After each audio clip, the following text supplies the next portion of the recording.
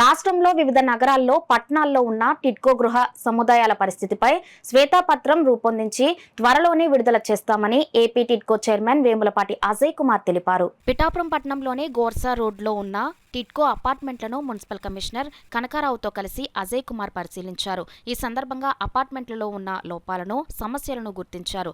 అలాగే అక్కడ నివాసముంటున్న వారు తమ సమస్యలను, తాము పడుతున్న కష్టాలను టిడ్కో చైర్మన్ అజయ్ కుమార్ ముందు ఏకరువు పెట్టారు. అనంతరం టిడ్కో చైర్మన్ అజయ్ కుమార్ మీడియాతో మాట్లాడుతూ ఈ అపార్ట్మెంట్ల పనులు చేసిన కాంట్రాక్టర్ను పిలిపించి అధికారులతో కలిసి సమావేశపరిచి సమస్యల పరిష్కారానికి చర్యలు తీసుకోవడం జరుగుతుంది అని అన్నారు.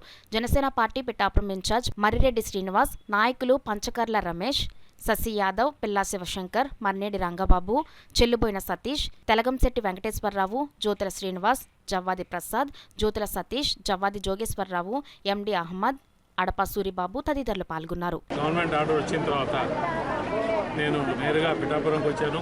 పిఠాపురంలో ఇక్కడ ఈ టిడ్కో హౌసెస్ని ఒకసారి చూస్తాము, ఏ స్టేజెస్ ఉన్నాయని వచ్చాం. రాగానే ఇక్కడ సమస్యల వెలువ వచ్చింది. సరిగ్గా కన్స్ట్రక్షన్ క్వాలిటీ బాగాలేదని, లేదంటే అన్నీ రెడీగా ఉన్నప్పుడు హ్యాండ్ ఓవర్ చేయట్లేదని, హ్యాండ్ ఓవర్ చేసిన వాటికి ప్రాబ్లమ్స్ ఉన్నాయని, ఈ చుట్టుపక్కల లైటింగ్ కానీ లేదు ఈ రోడ్లు కానీ సరిగ్గా లేవని ఇటువంటివి చాలా వచ్చాయి. నేను వీళ్ళకి ఒక మాట ఇచ్చాను, అధికారులతో సమీక్షిస్తాం.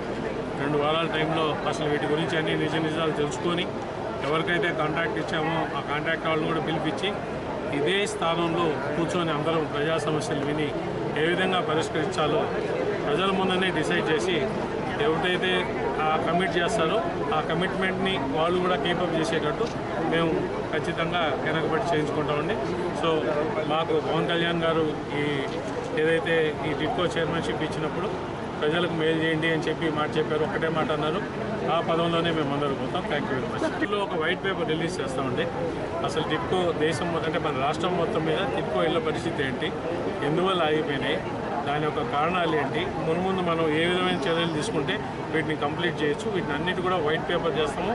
త్వరలోనే అవుతుంది. అంతవరకు కొంచెం